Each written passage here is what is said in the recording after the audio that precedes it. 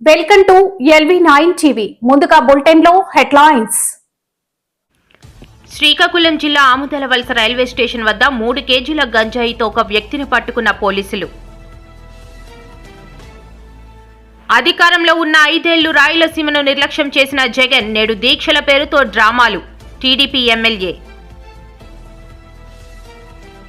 కాపు సామాజిక వర్గంపై చంద్రబాబు మొదటి నుంచి కక్షతో వ్యవహరిస్తున్నారు. మాజీ మంత్రి గుడివాడ. సిట్ రిపోర్టుతో అడ్డంగా దొరికిపోయిన బాబు. జంతువుల కొవ్వు కలిసిందని సిట్ చెప్పిందా? మహాత్మా గాంధీ జాతీయ గ్రామీణ ఉపాధి హామీ చట్టాన్ని కొనసాగించాలని సిపిఎం నాయకులు ధర్నా. జగన్మోహన్ రెడ్డి దమ్ముంటే 11వ తేదీన అసెంబ్లీకి వచ్చి మాట్లాడు. పెందుర్తి ఎమ్మెల్యే సవాల్. భూమిపై ఇతరులెవరూ కన్నెయ్యకుండా ప్రజలకు సర్వ హక్కులు కల్పించాము. సీఎం చంద్రబాబు. ఏపీలో పోలీస్ వ్యవస్థ పూర్తిగా విఫలమైంది. పోలీసుల సమక్షంలోనే దాడులు.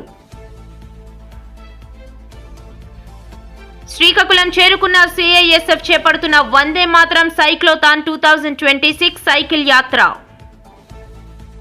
శ్రీకాకుళం జిల్లా ఆముదాల వలస రైల్వే స్టేషన్ వద్ద 3 కేజీల గంజాయితో ఒక వ్యక్తిని పట్టుకున్న పోలీసులు ఒరిస్సా నుండి ఆముదాల వలస తరలిస్తుండగా రైల్వే స్టేషన్ వద్ద గంజాయి ప్యాకెట్లని పట్టుకున్న పోలీసులు గంజాయి తరలిస్తున్న వ్యక్తిని అదుపులోకి తీసుకుని విచారిస్తున్న పోలీసులు.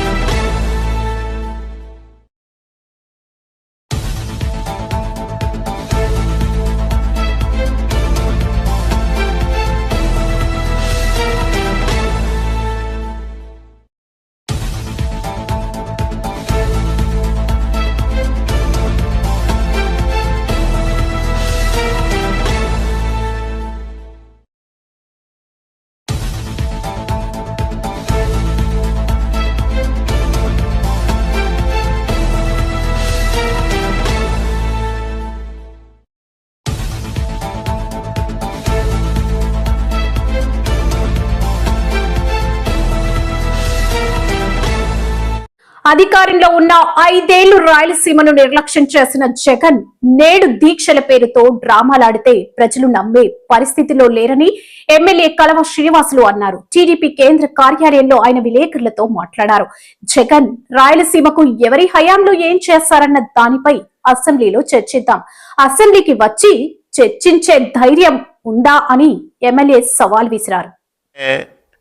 తాపత్రయమే కనిపించింది తప్ప చంద్రబాబు నాయుడు గారిని తప్పుపట్టడానికి కానీ కూటమి ప్రభుత్వం వైఫల్యం ఉందని చెప్పడానికి కానీ ఎలాంటి సహేతుకమైన కారణాలు చూపెట్టలేకపోయింది వైసీపీ నాయకత్వం అనేది సుస్పష్టం. సజ్జల రామకృష్ణారెడ్డితో సహా చాలామంది రెడ్లంతా కలిసి పోతిరెడ్డిపాడు సందర్శనకు వెళ్ళారు. నేను ఒకటే అడుగుతా ఉన్నా, పోతిరెడ్డిపాడు ఎవరు ప్రారంభం చేశారు? తెలుగుదేశం పార్టీ వ్యవస్థాపక అధ్యక్షులు నందమూరి తారక రామారావు గారు కాదా? తెలుగు గంగ ద్వారా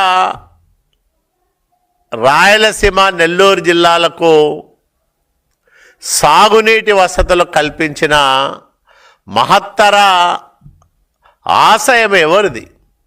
తెలుగుదేశం పార్టీది కాదా? ఎన్టీ రామారావు గారిది కాదా? తరువాత చంద్రబాబు నాయుడు గారు రాయలసీమ తరతరాల దారిద్ర్యాన్ని శాశ్వతంగా పారదోలడానికి శక్తివంతమైన చర్యలు తీసుకుంటా ఉన్నారా లేదా? మరి ఇవన్నీ నిష్ఠుర సత్యాలు అయితే వీటిని కాదని వైసీపీ కల్లబొల్లి మాటలతో ప్రజలను మెబ్బపెట్టడానికి చేసిన ప్రయత్నమే చలో పోతిరెడ్డిపాడు కార్యక్రమం. నిన్న అక్కడికి వెళ్ళిన వాళ్ళల్లో వాళ్ళు మాట్లాడిన మాటలు పరిశీలన చేస్తే అన్నీ సత్యదూరమైన మాటలు, అసత్య ఆరోపణలు, రాజకీయ కుట్రలో భాగంగా చంద్రబాబు నాయుడు గారిని దుమ్మెత్తి పోసే పని తప్ప వేరే కార్యక్రమమే చేయలేదు. కాపు సామాజిక వర్గంపై తెలుగుదేశం పార్టీ అధినేత చంద్రబాబు నాయుడు మొదటి నుంచి కక్షతో వ్యవహరిస్తున్నారని మాజీ మంత్రి గుడివాడ అమర్నాథ్ ఆరోపించారు. కాపు నేతలపై జరుగుతున్న అన్యాయాలకు వ్యతిరేకంగా వైఎస్ఆర్సీపీ ఎప్పుడూ అండగా ఉంటుందని ఆయన స్పష్టం చేశారు. విశాఖలో మీడియాతో మాట్లాడిన గుడివాడ అమర్నాథ్ వీటన్నిటినీ కూడా రాష్ట్ర వ్యాప్తంగా పెద్ద ఎత్తున చర్చ జరుగుతోంది. ఏ రకంగా విద్వేషాలు రెచ్చగొట్టి కావాలని చెప్పి ప్రతిపక్షాన్ని ప్రేరేపించి మా పార్టీకి సంబంధించినటువంటి నాయకుల మీద వీళ్ళ మీద దాడులు చేసి ఈరోజు రాష్ట్ర వ్యాప్తంగా, దేశవ్యాప్తంగా, ప్రపంచవ్యాప్తంగా ఉన్నటువంటి హిందువుల తాలూకు మనోభావాలతో మాట్లాడుతున్నటువంటి ఈ ప్రభుత్వం కలియుగదైవం వెంకటేశ్వర స్వామి వారి ప్రసాదానికి సంబంధించి తప్పుడు ఆరోపణలు చేసింది. జంతు పువ్వు కలిసిందని చెప్పి లేనిపోయినటువంటి ఆరోపణలు చేసి వారి తాలూకా మనోభావాలతో మాట్లాడుకొని తీరా పైపెచ్చు సుప్రీంకోర్టు ఏర్పాటు చేసినటువంటి సిబిఐ సిట్ ద్వారా వచ్చినటువంటి వాస్తవాలన్నింటినీ కూడా పక్కదో పట్టించాలనేటువంటి ప్రయత్నం చేస్తూ ఈ రకమైనటువంటి ఒక జంగిల్ రాజ్ ప్రభుత్వాన్ని ఈరోజు రాష్ట్ర వ్యాప్తంగా నడుపుతా ఉన్నారు. దాని మీదే మా నాయకుడు జగన్మోహన్ రెడ్డి గారు చేసినటువంటి హత్య దగ్గర నుంచి తర్వాత జరిగినటువంటి పరిణామాలు, గత ప్రభుత్వంలో చేసినటువంటి 2014-19 మధ్యలో ముద్రగడ పట్టణరావు గారిని చేసినటువంటి హత్య ప్రయత్నాలు, ఇలా ఇవన్నీ కూడా మొదటి నుంచి చూస్తూ వస్తా ఉన్నాం. అయితే రాష్ట్ర వ్యాప్తంగా ఉన్నటువంటి పార్టీ శ్రేణులు, వైఎస్ఆర్ కాంగ్రెస్ పార్టీ శ్రేణులతో పాటు పార్టీలో ఉన్నటువంటి కాపు సామాజిక వర్గ నాయకత్వం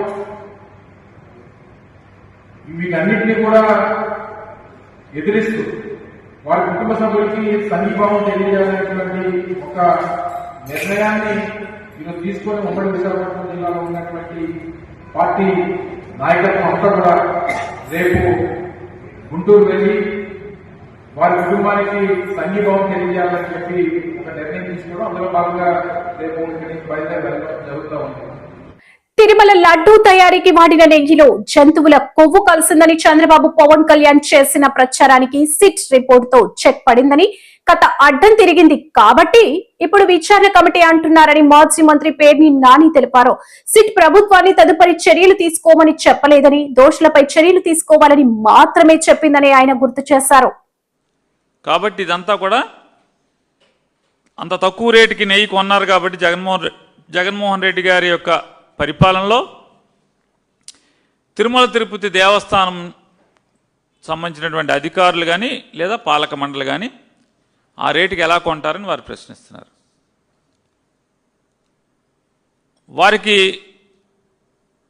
తెలియంది ఏంటంటే, వారు ఏం దాచిపెడుతున్నారయ్యా అంటే, వారి ప్రభుత్వం కూడా హర్ష్ డైరీ అనే ఒక డైరీని, హర్ష్ ఫ్రెష్ డైరీ అనే ఒక డైరీని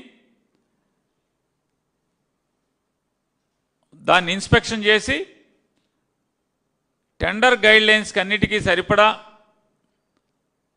పాల ఉత్పత్తులు కానీ, పాల సేకరణ కానీ, వెన్న సేకరణ కానీ అన్నీ సంతృప్తికరంగా ఉన్నాయి అని చెప్పని వారి ప్రభుత్వం నుంచి ప్రతినిధులు వెళ్ళి, అంటే వారి నియామకం చేసినటువంటి పాలక మండలి కింద ఉన్నటువంటి టీటీడీలో నుంచి ఇద్దరు అధికారులు వెళ్ళి దాన్ని అప్రూవ్ చేసి సాటిస్ఫై చేసి వచ్చారు. వచ్చిన తర్వాత జగన్మోహన్ రెడ్డి గారు అంటే ఎన్నిక జరగక ముందే అంటే చంద్రబాబు నాయుడు గారి యొక్క అంటే ఆపద్ధర్మ ముఖ్యమంత్రిగా అంటే మాకేం సంబంధం, నిన్న మొన్న కేశవ్ గారు అన్నాడు మాకేం సంబంధం, ఫిబ్రవరి మాకేం సంబంధం అంటున్నాడు. ఇదేమో అక్టోబర్ నవంబర్లోనే దాన్ని అప్రూవల్ ఇచ్చారు ఆ కంపెనీకి, ఫిబ్రవరి మాకేం సంబంధం అంటారు కేశవ్ గారు, నారా చంద్రబాబు నాయుడు గారు.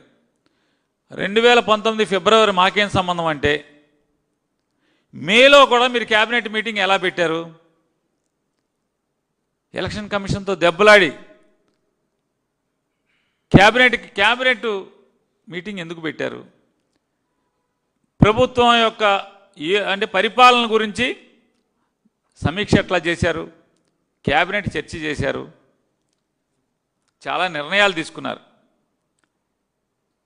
చాలా నిర్ణయాలు తీసుకున్నారు ముఖ్యమంత్రి హోదాలో నారా చంద్రబాబు నాయుడు గారు. మహాత్మా గాంధీ జాతీయ గ్రామీణ ఉపాధి హామీ చట్టాన్ని కొనసాగించాలని, రాష్ట్రాలపై వేసిన భారాన్ని తగ్గించాలని, మొత్తం నిధులు కేంద్రమే భరించాలని మాట్లాడుతున్న సిపిఎం రాష్ట్ర కార్యదర్శి వర్గ సభ్యులు రామ్ భూపాల్. ఇప్పటికీ కరువులు వరుసగా జరుగుతున్నాయి. రోజు మనం చూస్తాం. మన జిల్లాలోనే ఆలూరు, ఆస్పరి ఇట్లాంటి ప్రాంతాల నుంచి గ్రామాలే కరువులో ఇతర రాష్ట్రాలకు, ఇతర జిల్లాలకు వెళ్ళిపోతుంటారు. కరువు పోలేదు కాబట్టి ఈ పథకాన్ని మరింత కాలం కొనసాగించాల్సిన అవసరం కేంద్రానికి గాని రాష్ట్రానికి గాని ఉంది.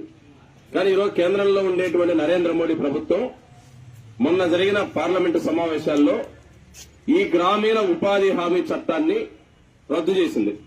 అంటే కరువు పనులను రద్దు చేసింది. ఎందుకని రద్దు చేసింది?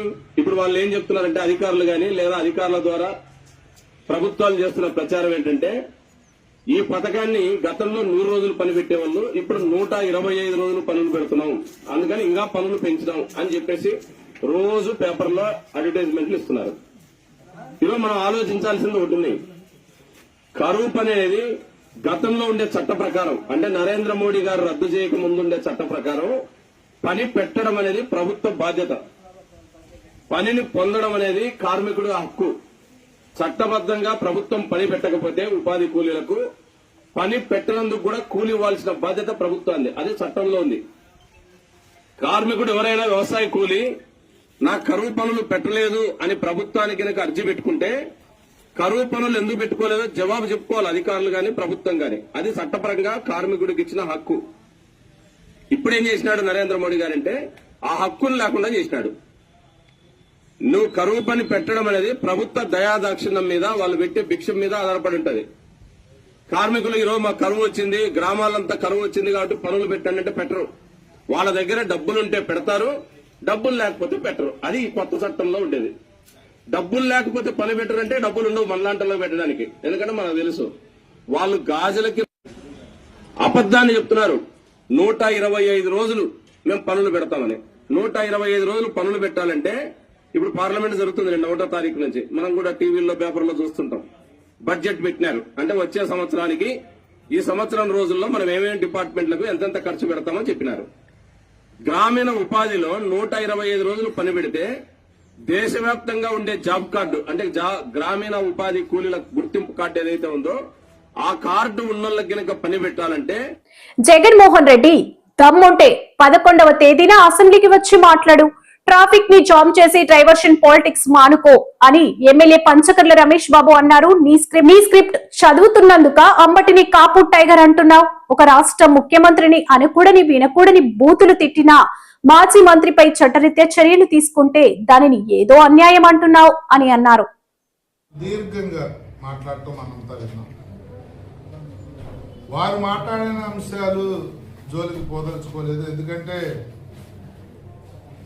చాలా వివరంగా ముఖ్యమంత్రి, ఉప ముఖ్యమంత్రి కూడా వివరణ ఎందుకు అసలు ఈ కేసు ఏమిటి, దీని తాలూకా పూర్వపరాలేంటి, కల్తీ నెయ్యి అనేది ఎలా జరిగింది, అసలు నెయ్యే లేకుండా లడ్డూ తయారీ జరిగింది, అది ఏ ఏ నివేదికల ద్వారా వచ్చింది, సిట్ ఏమంది, సిబిఐ ఏమంది అని వివరంగా చెప్పడం జరిగింది. జగన్మోహన్ రెడ్డి డైవర్షన్ పాలిటిక్స్ చేయడంలో సిద్ధహస్తుడు. ఒక ఇష్యూ బయటపడుతుంది, ఆయన కానీ వాళ్ళ మనుషులు కానీ ఫిక్స్ అవబోతా ఉన్నారు, జైలుకి వెళ్లే సందర్భం వస్తా ఉంది అనగానే ఏరే ఒక ఇష్యూని తీసుకొచ్చి ఆ ఇష్యూ ద్వారా అరాచకాలు చేసి రాష్ట్రంలో అరాచకం సృష్టించి వీకెండ్ పొలిటీషియన్ ఆయన వీకెండ్ పొలిటీషియన్ లాగా ఊర్లోకి వారానికి ఒకసారి వచ్చి బెంగళూరు ప్యాలెస్ వదిలి వచ్చి వీళ్ళని పరామర్శించడం అనేది ఒక తంతుగా పెట్టుకుంది. పరామర్శ అని చెప్పి అరగంట జర్నీ చేసే ప్రయాణాన్ని 6 గంటలు జర్నీ చేస్తూ పబ్లిక్ ఇన్కన్వీనియన్స్ చేయిస్తూ పోలీసు కోర్టు ఇచ్చిన ఆదేశాలను తొంగలో తొక్కి నీచమైన రాజకీయాలు చేయటం అనేది జగన్మోహన్ రెడ్డికి పరిపాటి. అయితే ఇక్కడ మా బాధల్లో ఏంటంటే ఒక తప్పు చేసి ఎవరో నోటితో ఉచ్చరించడానికి కూడా ఆ పదాలు పలకటానికి కూడా ఒప్పుకొని తిట్లు నువ్వు ముఖ్యమంత్రిని అంబటి రాంబాబు తిడితే ఒక స్వతంత్ర సమరయోధుని పొగిడినట్టు ఇంటికి వెళ్ళి ముందు మీడియాతో పొగిడావు, ఇంటికి వెళ్ళి కూడా ప్రెస్ మీట్ పెట్టి నీచంగా భూమిపై ఇతరులు ఎవరూ కన్నేయకుండా ప్రజలకు సర్వ హక్కులు కల్పించాలని సీఎం చంద్రబాబు తెలిపారు. కర్నూలు జిల్లా ఎమ్మిగనూరు మండలం కలుగుట్లలో మీ భూమి మీ హక్కు కార్యక్రమంలో సీఎం చంద్రబాబు మాట్లాడారు. లంచాల వ్యవస్థలకు స్వస్తి చెప్పాలనే ఉద్దేశంతో ఈ కార్యక్రమానికి శ్రీకారం చుట్టామన్నారు. 22A కింద రికార్డులో పెడితే ప్రభుత్వ భూమి అయిపోతుంది. అంటే మీరు ఒప్పుకుంటే తక్కువ ధరకిస్తే మీరు లావాదేవీలు అవుతాయి, ఒప్పుకోకపోతే ప్రభుత్వ భూమి అయిపోతుంది. ఇట్లా కొన్ని లక్షల ఎకరాలు ప్రైవేటు భూముల్ని ప్రభుత్వ భూములుగా పెట్టేశారు. ఒక ఉదాహరణ చెప్తున్నా, ఇవన్నీ చాలా వచ్చాయి మాకు. నిన్నే ఒక అతను వస్తే షాక్ అయ్యా. దీనికి సమాధానం చెప్పమని వైఎస్ఆర్ కాంగ్రెస్ నాయకుల్ని ఆనాటి ముఖ్యమంత్రిని కోరుతున్నా. ఈరోజు మీరు చూస్తే ఒక అతను వచ్చి తాడేపల్లి ప్యాలెస్ కట్టుకున్నాడు. ఆయన తప్పు ఏం లేదు, ఇల్లు కట్టుకున్నాడు, బాగానే ఉంది. ఆయన ఇల్లు కట్టుకుంటే ఆయనకు ఒక హెలిప్యాడ్ కావాల్సి వచ్చింది. హెలిప్యాడ్ కావాల్సి ఏం చేయాలి? భూమైనా కొనుక్కోవాలి, లేకుంటే వేరే వాళ్ళ దగ్గర తీసుకోవాలి. వాళ్ళు ఒప్పుకుంటే నువ్వు హెలిప్యాడ్ వేసుకోవాలి. ఆ పక్కన ఒక 10 ఎకరాలు ఉంటే ఆ 10 ఎకరాలు భూమి అడిగాడు. ఆ 10 ఎకరాలు ఇస్తే మేము ఇవ్వమన్నారు. వాళ్ళు ఇస్తే మళ్ళా ఏమవుతుందని 75 సంవత్సరాలు డాక్యుమెంట్స్ ఉన్నాయి. వాళ్ళ ఆధీనంలో భూమి ఉంది. భూమి కాంపౌండ్ వాళ్ళు కట్టుకున్నారు. ఒక ఫైన్ మార్నింగ్ ఒక ఉదయంలో అక్కడ బలవంతంగా హెలిప్యాడ్ వచ్చింది. హెలిప్యాడ్ వేసిన తర్వాత రికార్డులు చూసుకున్నాడు. రికార్డులు చూసుకుంటే ఆయన పేరు లేదు, దాని మీద 22A పెట్టారు. అది ప్రభుత్వ భూమి అయిపోయింది. అది ప్రభుత్వ భూమి చేసి ఈయన అనుభవించుకోవడం మొదలుపెట్టాడు. అంటే ఏం తమ్ముళ్ళు ఈ చిత్రం చూశారా? ఇదే డాక్యుమెంట్. నిన్నొచ్చి ఆయన అంటున్నాడు, సార్ మేము కొనుక్కున్నాం, కొనుగోళ్లు చేశాం, 1956 నుంచి క్రానలాజికల్ గా రికార్డులు ఉన్నాయి, మీరు చూడండి అంటే నేను చూస్తే నేను మీ అందరికీ చెప్పింది లింక్ డాక్యుమెంట్స్ 2-3 ఉంటే అందరికీ పట్టాలు ఇమ్మన్నాను. అవునా కాదా అని మిమ్మల్ని అడుగుతున్నా. అలాంటిది 56 నుంచి అనేక డాక్యుమెంట్లుంటే ఇది ఆయన తీసుకున్న ల్యాండ్. ఈ పక్క ఒకటి ఉంది హెలిప్యాడ్, ఆ పక్క పైన ఉండేది, కింద నుండేది ఆయన ప్యాలెస్.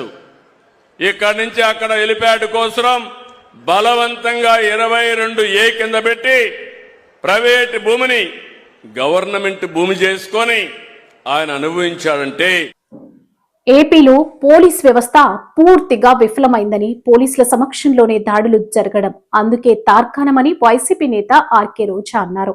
ఇబ్రహీంపట్నంలో టీడీపీ గుండాల దాడులు ధ్వంసమైన మాజీ మంత్రి జోగి రమేష్ నివాసాన్ని రోజా, ఎమ్మెల్సీ కళ్యాణి, పలువురు నేతలు పరామర్శించారు.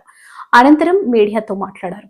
రాజకీయాల్లో ప్రతిపక్షంలో ఉన్నప్పుడు అధికారం ఒక తప్పు చేస్తే అధికారంలో ఉన్న వాళ్ళని నిలదీయటం అనేది ప్రతిపక్షంలో వాళ్ళ హక్కు. అది సరిచేసుకోవాల్సిన బాధ్యత అధికారంలో వాళ్ళకి ఉంది. అది తప్పైతే సాక్ష్యాధారాలతో చూపించాల్సిన అవసరం కూడా వాళ్ళకు ఉంది. అంతేగాని ప్రశ్నిస్తే దాడి చేస్తాం, నిలదీస్తే చంపేస్తాం అని అరాచకంగా దాడులు చేయటం, ఏ విధంగా రాడ్లతో కర్రలతో దాడులు చేయటమే కాకుండా జోగి రమేష్ గారి ఇంటి దగ్గర అయితే ఏకంగా పెట్రోల్లో యాసిడ్ మిక్స్ చేసి ఇళ్లను తగలబెట్టే విధంగా ఎలా విసిరివేశారో మనం కళ్ళారా చూస్తున్నాం. ఈరోజు మనం ఆంధ్రప్రదేశ్లో ఉన్నామా, ఆఫ్ఘనిస్తాన్లో ఉన్నామా అని అర్థం కావట్లేదు. తాలిబాన్ల కన్నా ఘోరంగా ఈ కూటమి ప్రభుత్వంలో ఉన్న నాయకులు, కార్యకర్తలు ఈరోజు రౌడీల్లాగా, గూండాల్లాగా ఏ విధంగా ఎక్స్ మినిస్టర్ ఇళ్ల మీద దాడులు చేయటమే కాకుండా ఆ ఇంట్లో ఉన్న కుటుంబ సభ్యులు, పెద్దవాళ్ళు, మహిళలు, చిన్నపిల్లల్ని కూడా చంపడానికి తెగించారు అంటే మరి పోలీస్ వ్యవస్థ ఉందా, చనిపోయిందా నాకు అర్థం కావట్లేదు. ఎందుకంటే కాపాడాల్సిన పోలీసులే ఈరోజు అండగా ఉండి వారి సమక్షంలో వారితో కలిసి ఈ దాడులు చేస్తుంటే వాళ్ళు చూస్తూ ఉండటం అనేది చాలా సిగ్గుచేటని కూడా ఈ సందర్భంగా తెలియజేసుకుంటున్నా. ఎందుకు కాకి షర్ట్లు వేసుకోవడం, హ్యాపీగా పసుపు షర్ట్లు వేసుకోవచ్చు కదా.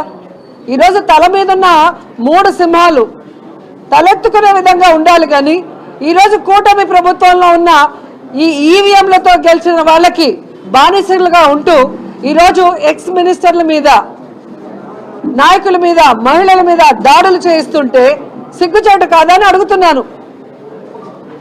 ఈ రాష్ట్రంలో మీరు అధికారంలో రావడానికి ఎన్ని అబద్ధాలు చెప్పారు, ఏ విధంగా ప్రజల్ని మాయ చేశారు. ఈరోజు అధికారంలోకి వచ్చిన తర్వాత వచ్చినందుకైనా మీరు చెప్పింది చేయాలి. అది చేయకుండా చేతకాని వాళ్ళలాగా మిగిలిపోయి ప్రజల చేత అసహించుకోబడి ఈరోజు ప్రజల నుంచి ఎలా డైవర్షన్ తీసుకురావాలన్న ఆలోచనతోనే ఈ లడ్డూ ఇష్యూని మీరు తీసుకొచ్చారనేది ప్రజలందరూ కూడా గమనిస్తున్నారు. ఎందుకంటే హిందువులుగా ఉండి ఈరోజు లడ్డూ గురించి ఇంత నీచంగా మాట్లాడారు అంటే చంద్రబాబు నాయుడిని, పవన్ కళ్యాణ్ని వెంకటేశ్వర స్వామి ఊరికే వదులుతాడా అని నేను అడుగుతున్నాను. ఎందుకంటే భయం లేకుండా, వెంకటేశ్వర స్వామి అంటే భక్తి లేకుండా నోటికొచ్చిన అబద్ధాల్ని పందికోగలిసిందంటారు, జంతుకోగలిసిందంటారు, ఫిష్ ఆయిల్ కలిసిందంటారు. ఈరోజు సిబిఐ రిపోర్ట్ క్లియర్ కట్గా ఇచ్చింది. ఎటువంటి జంతు కొవ్వు కలవలేదు, ఎటువంటి పంది కొవ్వు కలవలేదు. శ్రీకాకుళం నగరంలోని అరసవల్లికి సిఐఎస్ఎఫ్ చేపడుతున్న వందే మాతరం తియరా సైక్లోథాన్ 2026 సైకిల్ యాత్ర శుక్రవారం చేరుకుంది. కలెక్టర్ స్వప్నిల్ దివాకర్, ఎమ్మెల్యే గోండు శంకర్ వారికి స్వాగతం పలికారు. దేశ భద్రత, తీర ప్రాంత రక్షణకు కేంద్ర పారిశ్రామిక భద్రతా దళం ఈ సైకిల్ యాత్ర నిర్వహిస్తుందని కలెక్టర్ చెప్పారు. నమస్కారం. శ్రీకాకుళం జిల్లాకి వందే మాతరం పోస్టల్